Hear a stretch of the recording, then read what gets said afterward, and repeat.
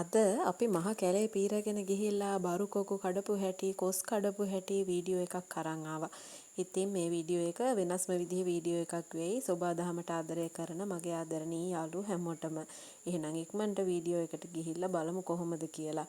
ඔන්න ඉතින් මෙන්න මේ විදිහට අපි ගියා. පේනව නේද ඔයාලට? ඉතින් ඔන්න ඔය විදිහට බරු කොකු හොයාගෙන කොස් හොයාගෙන අපි ගියා මහ කැලේට. ඉතින් මෙන්න මේ විදිහට ගස් තියෙනවා, ඒ කරාබු නැටි ගස්. ඉතින් මෙන්න මේ විදිහට මෙතන විශේෂම දෙයක් ඔයාලට පෙන්වන්න ඕනේ. මම තව චුට්ටක් එහාදී වීඩියෝ එකේදී මේ දේවල් ඔයාලා දකීවි. මඩු ගහක්. ඉතින් මෙන්න මේ හරියේදී ඔයාලට මේ මඩු ගහ දකින්න පුළුවන්කම හම්බ වෙයි. ඉතින් ඔන්න ඔය දකින්නේ ඔයාලා මඩු ගහක්. පේනව නේද? ඒ තියෙන්නේ මුල. ඉතින් මඩු කියන්නේ පිට්ටු හදන්න පුළුවන්, රස කෑම ගොඩක් හදාගන්න පුළුවන් බොහොම වටින වැදගත් ගහක්. ඒ මඩු ශාකය තමයි ඔයාලා ඔය දැක්කේ. ඊට පස්සේ ඉතින් මෙන්න මේ විදිහට ඔයාලා මේ දකින්නේ මොනවාද? මේ දකින්නේ මැංගුස්. මැංගුසුත් තියෙනවා මේකේ. පේනව නේද? ඉතින් පළතුරු ಜಾති ගොඩක් තියෙන කැලේක තමයි අද අපි ඇවිල්ලා ඉන්නේ මේ.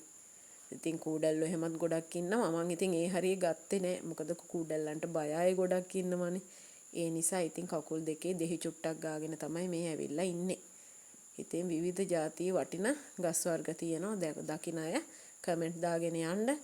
ඒ ගස් මොනවාද කියලා. මෙන්න මේ වගේ බරු කොකු කඩනවා ඔයාලා මේ දකින්නේ. පේනව නේද?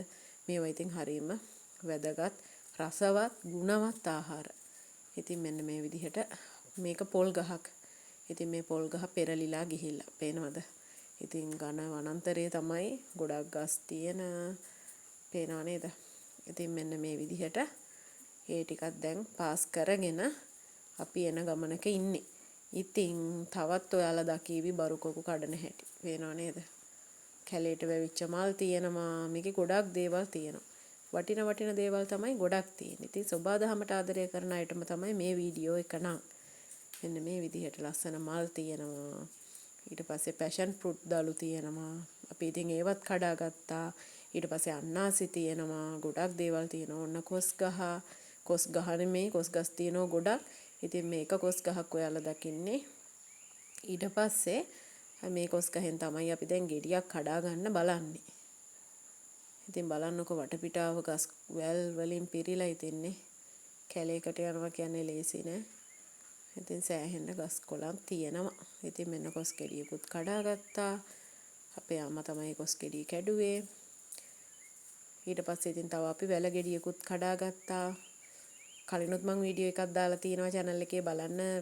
එවලෙම කඩපු වැල ගෙඩියකින් වැල කොස්සට වලින් අපි කළු පොල් මාළුවක් හදන හැටි.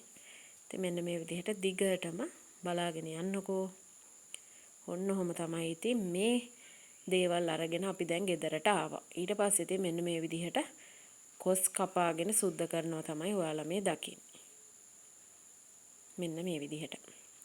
ඉතින් මෙහෙම තමයි කොස් සුද්ධ කරගන්නේ. ලේසි නෑ. ඉතින් කොස් ගෙඩියක් සුද්ධ කරනවා කියන එක අපි හදලා කනකොට රස වුණාට කොස් හදාගන්න ගියාම කොයි කාටත් හරි මහන්සියක් දරන්න වෙනවා. ඉතින් කොස් ගෙඩිය සුද්ධ කරගන්න ඕනේ. කොහොල්ලෑ වලට ඔරොත්තු දෙන්න වැඩ කරන්න ඕනේ.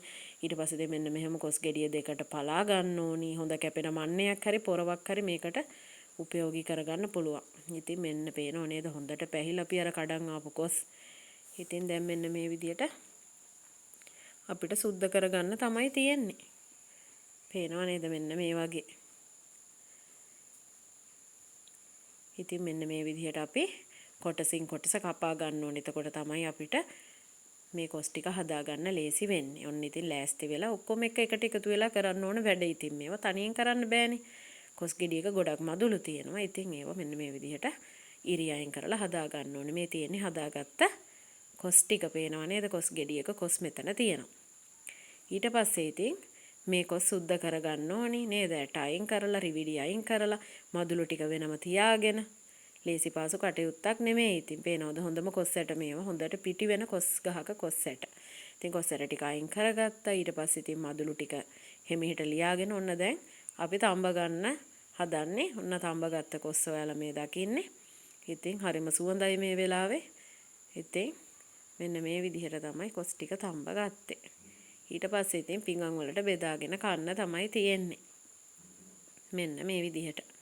ඉතින් ඔන්න ඔය විදිහට පිඟන් වලට කොස් බෙදා ගන්නවා තමයි ඔයාලා මේ දකින්නේ. ඉතින් හරිම රස කෑමක් කොස් තම්බලා නේද? ඉතින් අද අපි සම්බෝල හැදුවේ කරවල කරත්ත කරියක් හැදුවා. ඉතින් ඒවත් එක තමයි අපි මෙන්න මේ රසම රස කොස් තැඹුම කන්න හදන්නේ. ඉතින් කරවල කරත්ත කරි රස කොහොමද කියලා කට්ටිය දන්නවනේ.